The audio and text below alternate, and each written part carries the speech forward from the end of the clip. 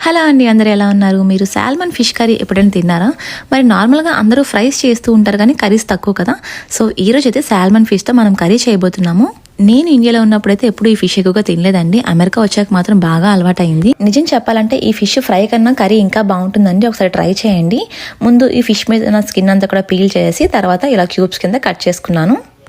ముందుగా ఒక ప్యాన్ పెట్టుకొని ఇందులో ఒక 5-6 స్పూన్స్ వరకు ఆయిల్ వేసుకోండి. ఆయిల్ కొంచెం హీట్ అయిన తర్వాత మనం కట్ చేసి పెట్టుకున్న ఈ ఫిష్ పీసెస్ని కూడా ఇందులో వేసేసి ఒక 2-3 మినిట్స్ పాటు ఇలా కలుపుతూ ఫ్రై చేసుకోవాలి. ఈ ప్రాసెస్ మాత్రం అస్సలు స్కిప్ చేయొద్దండి. ఇలా చేయడం వల్ల మనకి ఈ ఫిష్ పీస్ అనేది గట్టిపడుతుందండి. సో దానివల్ల మనం కర్రీలో వేసినప్పుడు విరిగిపోకుండా ఉంటుంది.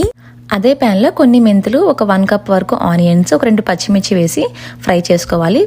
ఆనియన్స్ కొంచెం ఫ్రై అయిన తర్వాత మీ టేస్ట్కి సరిపడా సాల్ట్, కొంచెం పసుపు, అలాగే ఒక 1 స్పూన్ వరకు అల్లం వెల్లుల్లి పేస్ట్ కూడా వేసుకొని ఫ్రై చేసుకోవాలి. ఆనియన్స్ కొంచెం మగ్గిన తర్వాత ఒక 1/2 కప్ వరకు టమాటోస్ని వేస్తున్నాను.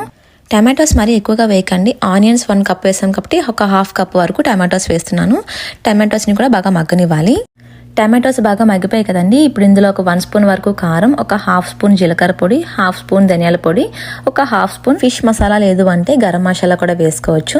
సో ఇలా ఒకసారి కలిపేసుకొని ఇందులో ఒక 1/2 గ్లాస్ వరకు వాటర్ వేసి మరొక 2 నిమిషాల పాటు దీన్ని మగ్గనివ్వాలండి. మూత పెట్టేయాలి.